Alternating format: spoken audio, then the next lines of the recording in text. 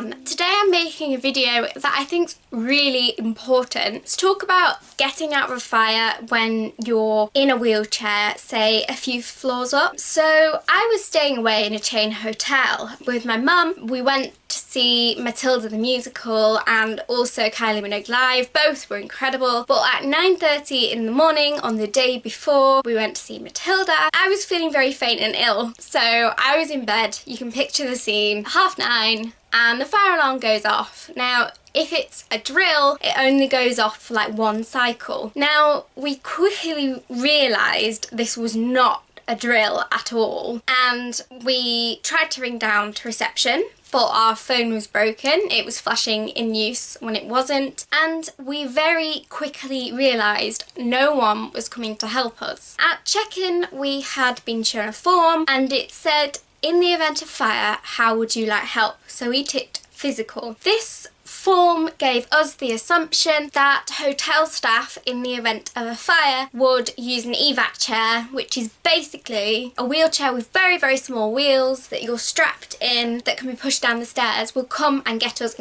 out. But no one came, and it was a real fire. By the time we had bundled me in my chair and were making our way out of the room, the alarm was switched off because it had just been a small fire in the hotel kitchen. That experience really has shaken us. My dad's a fireman, so you'd like to think that we will be totally in the mindset of, okay, you do this, this and this in the event of a fire, and you know, we didn't have a clue. We just took their word for it, they're in checking, right, okay, yeah, we want physical help getting out, and we assumed they would help us. So after all of this shenanigans, we phoned my dad and we said, okay, if this ever happens again, what should we actually do? He reassured us that large chains in the UK have very strict fire safety laws surrounding that. So if the fire was raging in the room next to us, we would have at least an hour because the doors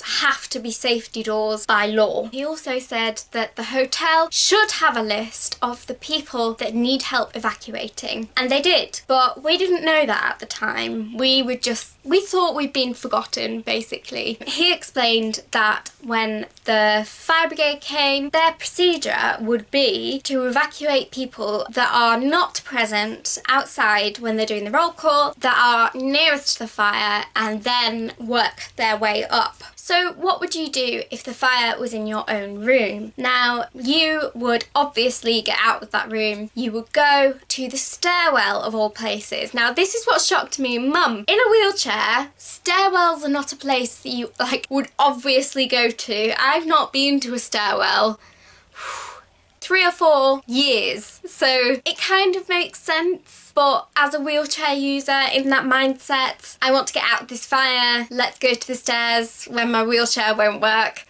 Yeah, but that is what he said was the procedure. Here, there should be a large refuge button on the wall, which you press in the event of a fire. You are then put through to a company who, well, they take your names and they alert the fire brigade to where you are. This stairwell is also fire protected, so you are safe within the stairwell for at least an hour, even if the fire is burning right outside the door. In the event of a fire, lifts automatically stop working, and that is because the heat of the fire warps metal, potentially breaks cables, and also the doors to the fire open. You don't realise that's the floor you are on, and it could potentially kill you because of heat and also because of the fumes that you'd be breathing in. So it's important to know, never ever use a lift in the event of a fire. It would then be the fire brigade's job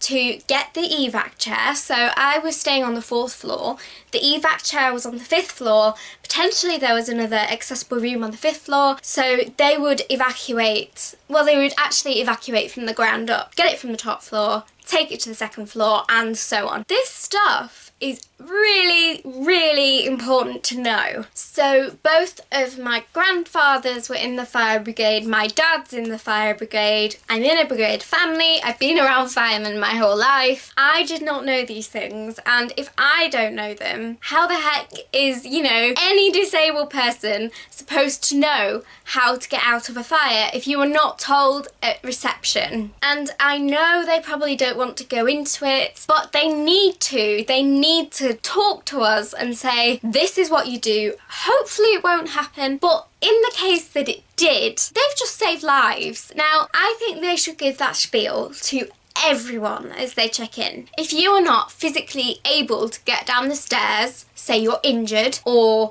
you know, you might have a hidden disability, press that refuge button. The fire brigade will know you're there. You have not been abandoned.